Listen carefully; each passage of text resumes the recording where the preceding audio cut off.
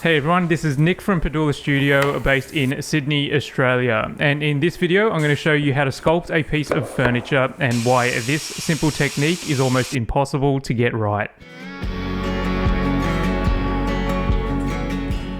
So the piece of furniture I'll be making is a custom designed coffee table, and like with every project, the first step is board selection. Now you always want to choose your best boards for the areas that will be seen the most, and in this case, because it's a table, the tabletop is the area that I want to focus on here. The 3mm MDF template is the exact shape of the top I'm after, and although this template's main use will come later on when it comes time to shape the top itself, it's now going to come in handy while I pick the best part of the grain to show off on the tabletop. So this amazing looking wood is an Australian native called Tasmanian Blackwood and has been supplied by Britain Timbers. I'll leave a link below to their website if you're keen to check out a list of timbers including more Australian species. Now the machine you just saw me using is a machine I get asked the most about, which is fair. It's not a standard machine you see in workshops. This is what you call a slab master. It's made by a company here in Australia, and I am quite apprehensive when it comes to talking about this machine as it is quite dangerous, but I'm sure you can Google it and find out more for yourself.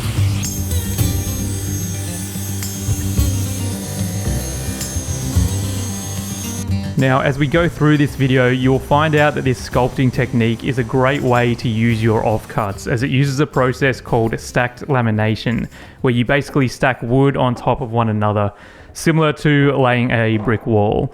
Then simply carve away the laminations, creating your shape. But this will all come to life later on in the video.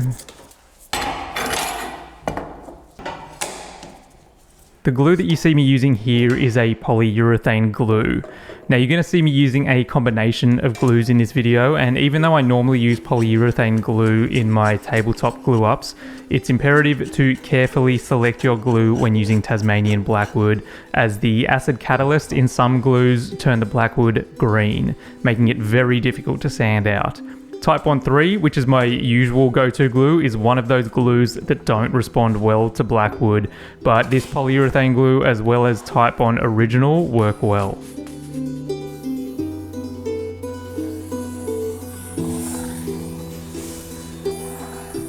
So one of the questions I get asked the most about over on my Patreon account is my process from design to construction. Do I have a plan, or do I make changes as I go, or do I just wing it? And the answer to that is I have a plan from the very beginning. I always work out the final design in SketchUp before I order my materials, and in some cases I'll build a model, and from here I will strictly work according to that plan. At least within reason, as sculpted furniture tends to have a mind of its own. But I always do my best to work out the proper sizes and designs of my pieces to help minimize mistakes during the building process. This also helps to create less waste. Now in most cases I'll make multiple iterations of my designs to ensure I have the best version possible. But because I've been asked this question so many times, it got me thinking maybe I should try and wing it and go with the flow. I am someone that likes a challenge. Why not just wing it? Yeah, go with the flow. That sounds exciting and spontaneous. Man, I can actually see the red flags as I'm saying that. Needless to say, this didn't go quite as according to plan, or lack thereof, and to be honest, I feel like I've proven to myself why I like a plan to stick to, but we'll get to that shortly. So Tasmanian Blackwood can range in colours from dark brown to a lighter pinkish tone, and in my opinion a stacked laminated piece like this can look a bit disorientating if these colours are scattered around. So I decided to create a gradient or an ombre pattern to help transition each colour into one another, hopefully creating an even pattern. Now I know I said I was going to wing it on this one, but when I came up with this gradient idea I just couldn't help myself. In order to get the best yield out of my material, I had to create a simple profile of how this ombre pattern would work, as you can see here.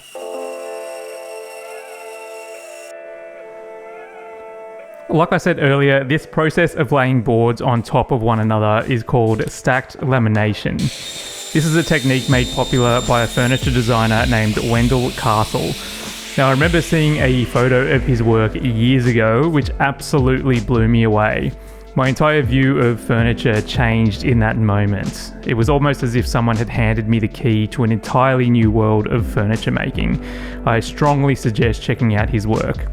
By stacking boards on top of one another, you are able to create an endless form which will allow you to sculpt whatever you want.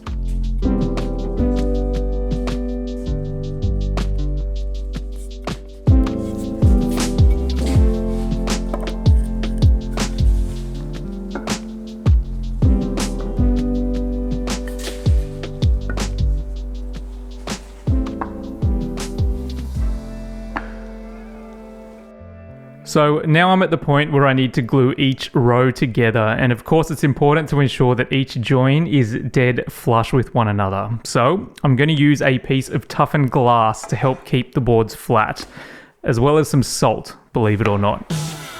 Normally you would use biscuits or dominoes to line the joins up, but because I'm carving into the piece, I don't want to run the risk of carving into the connectors. Now, I'm sure you would know that when you glue two pieces of wood together, the glue makes them slide around. Adding a small amount of salt to the join at each end stops the boards from sliding, making this entire glue up process much easier. Now, you're not salting your fries here, you only need a tiny amount of salt at each end. Like I said earlier, I'm using Titebond Original as it doesn't turn the Blackwood green, and the reason why I'm using this glue instead of the polyurethane glue is because I want to clean the glue up before it dries. Polyurethane glue foams up, making it harder to keep the joins flat, whereas I can simply wipe away the Titebond with a damp cloth.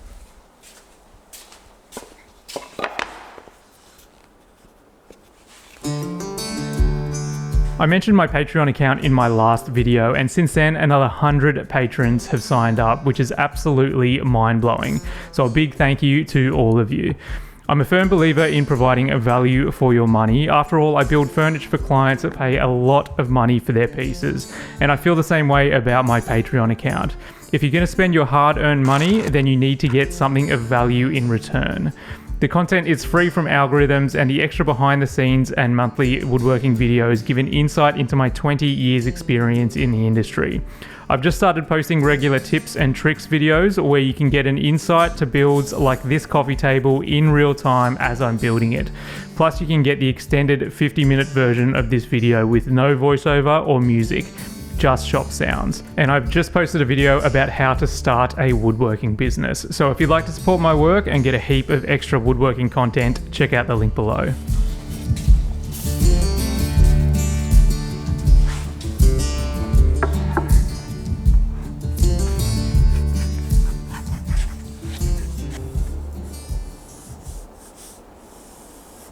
One of the things I love most about this design and this style of furniture in general is the fact that it's made from wood and glue only.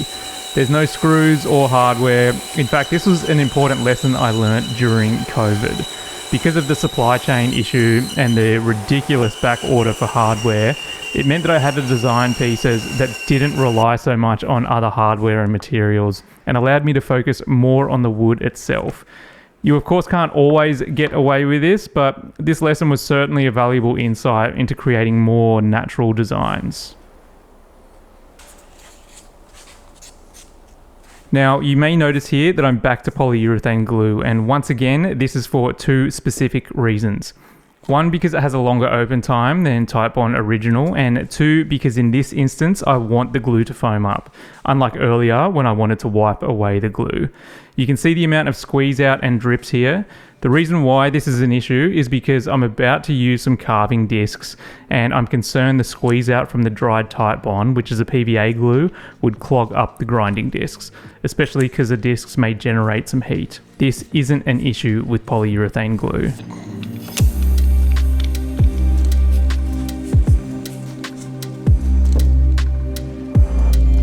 So I mentioned earlier that this simple technique is impossible to get right, and my explanation for this may come across a little strange, but it's quite obvious that sculpting furniture is an artistic endeavor, and of course, art is subjective.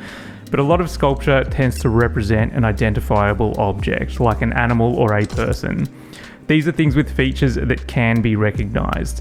They can be measured for the most part, but sculpting furniture tends to be more abstract.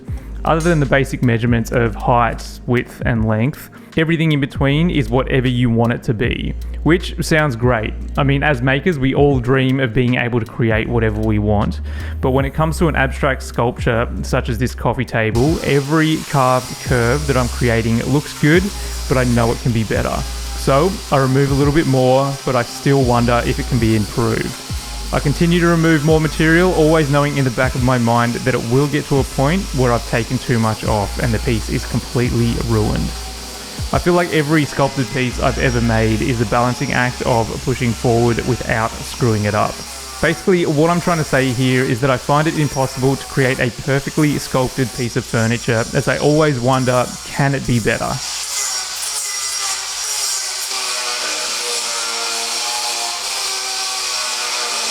I use specific tools when it comes to sculpting the stacked laminations. I always start with the Arbortech turbo plane, which allows me to remove the bulk of the material. Here is where I'll get my rough shape. Then I'll go through the different grits of my carbide discs to help smooth out the aggressive machine marks left by the turbo plane. Now, it's very difficult to get a smooth flowing curve when carving with discs because of the small surface area on the disc. So what I like to do when smoothing out wide curves is to use a sander with a flat surface, like this belt sander. The flat area of the belt sander helps to smooth out the large curves, and my saw rasp helps to smooth out the tighter curves that the belt sander won't fit into. Then of course I use my random orbital sander with a soft pad to help smooth out the entire surface. I'll leave some links below if you're interested in any of these tools.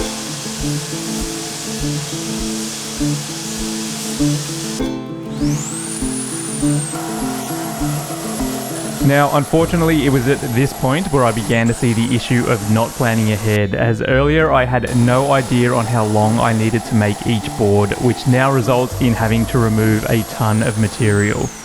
Even though I'm winging it, I do have an image in my head of how I want this piece to turn out, and it consists of a flowing curve that's deeper at one end and thinner at the other. But that's the only reference I have, and now I realize how wasteful this go with the flow style of building can be. I'm always very careful with the amount of material I order, as I don't like to waste anything, and this amount of waste isn't acceptable.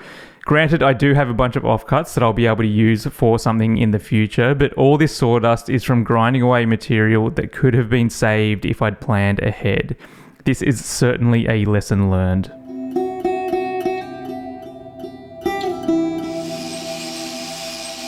I wanted to introduce some extra features, so I decided to add a textured detail to the inside of the coffee table. This is a technique I've used on other projects, and I'll leave some links in the top corner if you want to check those videos out. But generally I'll use a gouge chisel to achieve the look that I'm after, but with such a large end-grained surface, I thought I'd try creating the texture with my angle grinder and a carbide disc. Now, to be honest, I do prefer the look of the texture from my gouge chisel, but let's be honest, I'd probably still be carving if I did it by hand. Now, this is a detail that will most likely go unnoticed. After all, this is a coffee table that sits low to the ground, but I've always been a fan of designing furniture with hidden details. It's like a well-written song. You can still discover new notes even after your 100th listen. Hopefully, this coffee table will continue to surprise people in the years to come. So now that the top has been glued to the base, it's time to transfer the template shape to the top. Now, this template is only 3mm thick, so it's a little concerning to go straight to a large router with a giant flush cut bit. So I'm going to transfer the template shape to the table with a small pattern bit, then I'll run my large router using the tabletop as a guide. Now, you may notice that I'm going the wrong way with my router, but that's because the grain is running in a different direction, and Tasmanian Blackwood is notorious for chip out with routers. This is called climb cutting, and if you're not well experienced with routers, then please do not do this, as it is very dangerous. Originally I was thinking to just chamfer the top edge of the tabletop, but after taking a step back and having a good look at the near finished piece, I realised that the top needed to be rounded over to suit the curves of the table. The only issue I have with this idea is that I really like the shape of the top and wanted to keep a hard line around the edge. You see, when you add a round over to an edge, you now lose the definition of that edge, which takes away from the overall shape. This is great in some scenarios, but like I said, I wanted to keep the shape of the tabletop, so I did both. By not setting my router to the full radius of this giant round over bit, I'm able to have a round edge that blends in with the rest of the table, while also keeping a sharp line for the shape of the tabletop. So I'm going to be doing something a little different when finishing this Tasmanian Blackwood. Oil finishes tend to add an amber colour to wood. Now this can be very appealing in some woods like walnuts, but for me, using oil on Blackwood can look a little intense. So I'm going to add a white finish from Fitties before applying the oil. This is a standard process when oiling light woods like white oak, as it stops the oak from going yellow, but it's not as common with darker woods, primarily because the white pigment can show up in the grain. The trick here is to sand the piece perfectly, apply the white, and then wipe it off. Once dried, I then apply the hard wax oil as per usual. The white finish stops the top coat from turning the wood yellow, and if done correctly, this method looks incredible on Tasmanian Blackwood.